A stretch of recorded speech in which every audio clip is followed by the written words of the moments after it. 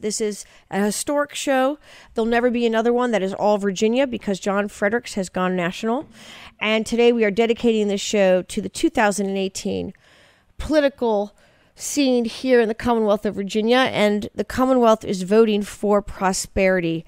Our next guest is John Whitbeck. John Whitbeck is an attorney. He's also the chairman of the Republican Party of Virginia. He's also a good friend. Good morning, John. How are you? Good morning. I've been listening to you ladies all morning. You are doing a fantastic job today. Actually, I might want you to replace John for a little while just to spice things up.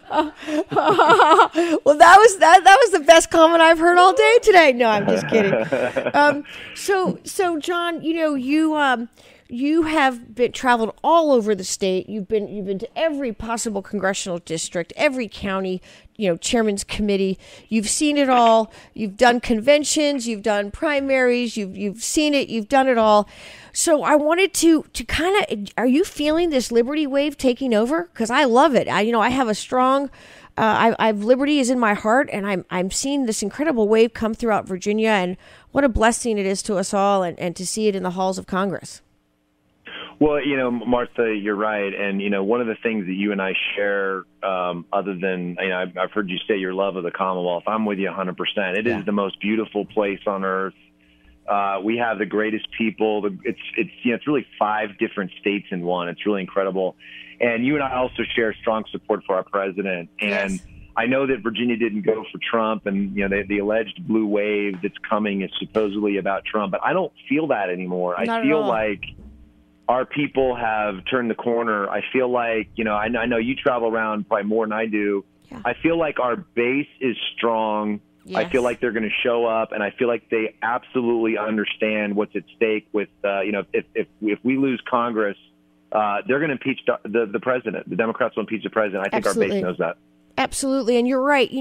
I kept hearing about, there's this blue wave coming. We're not going to hold the House and all of this, that, and the other thing.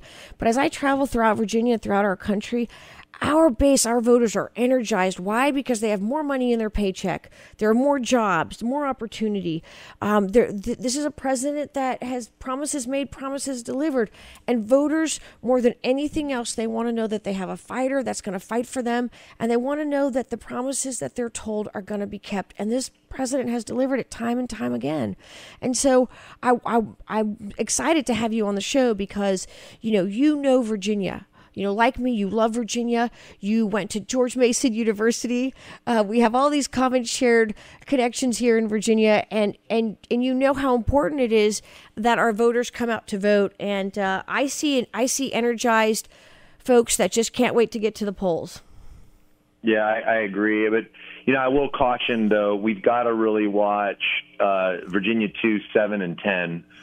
Those 3 districts are going to be targeted with millions of dollars of Tom Steyer Hollywood liberal money over the course of the next few months. And, right now we don't know who the Democrat opponents are going to be. But, I'm excited to see my friend, I know your good friend, Denver Riggleman, get the nomination.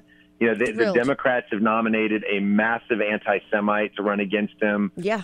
So we're going to be good in that district. But, the 3 Democrats that are going to be running in 2, 7, and 10 are going to be really tough to beat. It's going to be a dogfight because they're going to have so much money. And we're going to have the candidates to do it, though, and I feel very confident. I do, too. And so you said the second, what were the other congressional districts you said? We need the 7th district, Dave Bratt's district, yep. I think is going to be a fight. I really do. And then the 10th district, Barbara Comstock's district, is going to be tough. Probably the 10th district's probably the toughest district for us just on paper, mm-hmm. In terms of, the way our candidates have underperformed there. But I think I heard you on heard her earlier on the show say she's gotten more votes than any other politician in the history of Virginia in the 10th district. So we know we can do it. We know we can win in these districts, Absolutely. These Hillary districts. It's just it's a matter of getting it done. And Scott Taylor's district is, I think you said earlier, R+1, which is probably about right. Yes. And I think that's a district I think we can hold.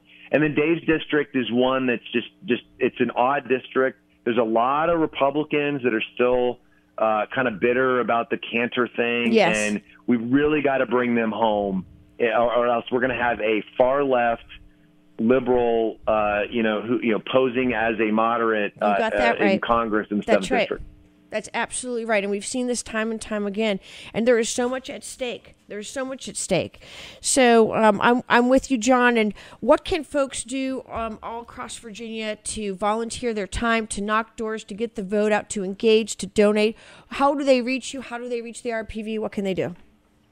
Well, they can go to virginia.gop, but I tell people I always return phone calls and my own emails. So if you want to email me at chairman@rpv.org, you will hear back from me. And you can call me 804-937-7905. That's my personal Republican Party cell phone.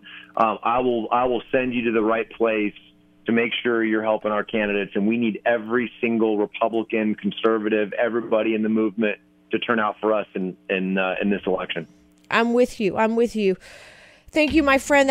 This is John Whitbeck. He's the chairman of the Republican Party of Virginia. He's also an attorney and went to George Mason University. So we have the same alma mater. I should say now Scalia School of Law.